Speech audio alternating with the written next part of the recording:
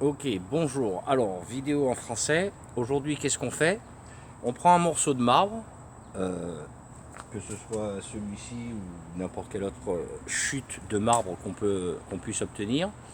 Et pour ceux qui savent utiliser une scie à eau, je ne vais pas démontrer puisque vous savez déjà comment utiliser une scie à eau pour couper le carrelage. Et pour ceux qui ne savent pas, ben, je ne démontre pas non plus, simplement parce que c'est pas avec une démonstration sur une vidéo YouTube que vous saurez comment manier ça avec délicatesse sans vous couper les doigts. J'ai quand même presque 30 ans d'expérience avec ce genre de choses et donc il faut de la supervision pour apprendre à faire ça.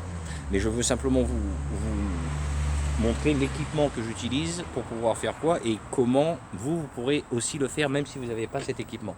Vous allez simplement aller dans un magasin de comptoir pour salle de bain ou n'importe quoi où ils ont des chutes de marbre et vous leur demandez si ou bien ils peuvent vous les donner ou bien vous pouvez les acheter. Et vous prenez ces chutes et vous allez chez un carreleur en lui demandant s'il a une scie à eau avec une lame qui fasse à peu près 7 pouces de longueur. Donc 7 fois 2,5, on va dire, allez, une vingtaine de centimètres, 15-20 centimètres de diamètre pour une lame pour couper ça. Avec une scie en diamant, et le diamant, bah, ça coupe toutes les roches. Et donc, vous pouvez demander à un carreleur de vous couper des tranches, ok, qui fassent le dos des pièces de roche que je vous ai montré auparavant. Et quand vous demandez à un carreleur de faire ça, gardez en tête quand même que si c'est pour faire un bijou euh, que vous allez vendre ou même que vous allez garder, le carreleur, ça lui a pris des années et des années pour apprendre à utiliser sa scie. Donc ne lui donnez pas 50 centimes pour une tranche, ok. Faites un prix pour voir avec le temps respectif du carreleur et l'expérience du carreleur. Ok, je veux une tranche à 1 euro ou 2 euros ou 3 euros, je ne sais pas, selon le temps que ça va prendre. Donc voilà, ça fait déjà 2 minutes que je parle, je vais mettre pause parce que je vais couper ça et ensuite on va passer à autre chose. Ok, donc nous revoilà à l'intérieur où j'ai toutes mes petites tranches de marbre. Ok, et vous pouvez voir, certaines ont même encore les traces de la lame.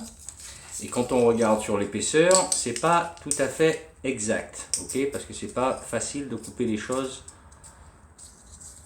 euh, avec précision sur l'épaisseur, etc. Mais c'est pas grave, il nous faut une surface plate. L'autre surface, on la travaillera, ce sera le dos du médaillon, mais il nous faut une surface plate minimum. Et donc ce qu'on va faire, c'est qu'on va prendre chaque petit carreau et au toucher, on va sentir, petite parenthèse importante pendant que j'y pense, la lame de la scie pour les carreleurs qui ont une scie à eau, assurez-vous que ce soit une lame fermée et non pas une lame ouverte où il y a des dents ou des ouvertures qui pourraient effectivement, quand vous faites des petites choses, parce qu'on va aller de plus en plus petit, une lame fermée ne va pas vous arracher un doigt si jamais ça le touche par accident. Tandis qu'une lame ouverte avec des dents, même avec des diamants, si jamais il y a un accident, là vous perdez le doigt, pour sûr. Donc ça c'était une petite parenthèse importante à faire. Euh, Ils font aussi des lames de 4 pouces pour des petites scies, pour les petits projets, si vous voulez regarder sur YouTube et sur Amazon. Donc là, on voit par exemple que j'ai un petit pic là qui est en haut. Donc ça il nous faut donc une lime en diamant pour pouvoir poncer ça, ok, et tenir ça simplement dans la main et le rendre tout plat, ok.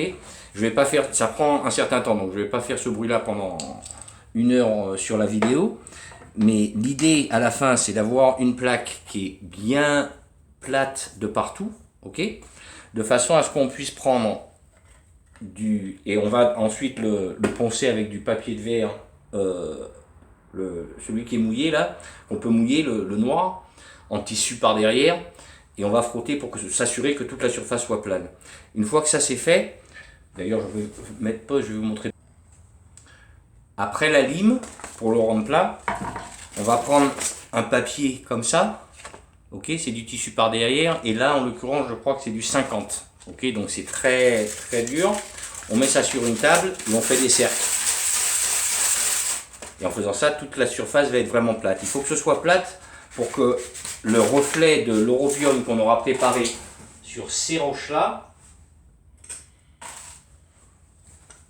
ok, que j'avais déjà précédemment préparé quand je vous ai montré comment on met l'europium par derrière. Couche après couche, il faut que ça sèche 24 heures entre couches. Et quand on mélange d'autres couleurs comme du violet, de l'orange qui vient en poudre, ça va faire des grumeaux. Donc il faudra poncer ces grumeaux avec un papier de verre normal. Hein, ça c'est du 400, mais je commence avec du 220. Et simplement, je ponce le dos jusqu'à ce que j'ai une surface plane avec l'europium. De façon à ce qu'une fois qu'on aura appliqué une couche de sous-couche et ensuite 2 couches de brillant sur ce petit carré, on va pouvoir mettre la roche translucide avec son europium par derrière, qu'elle soit bleue ou qu'elle soit rose. Le plus clair, le plus facile, ça va pour la lumière de traverser. Et quand ça se sera peint, on pourra coller ces deux pièces ensemble. Ok? Et je vais m'arrêter là pour cette vidéo-là. Et je vais la refaire en anglais et ensuite procéder à la prochaine étape, pareil français et ensuite anglais. Donc voilà pour ça. Je crois que ça c'est expliqué. Allez, à toutes. Ciao.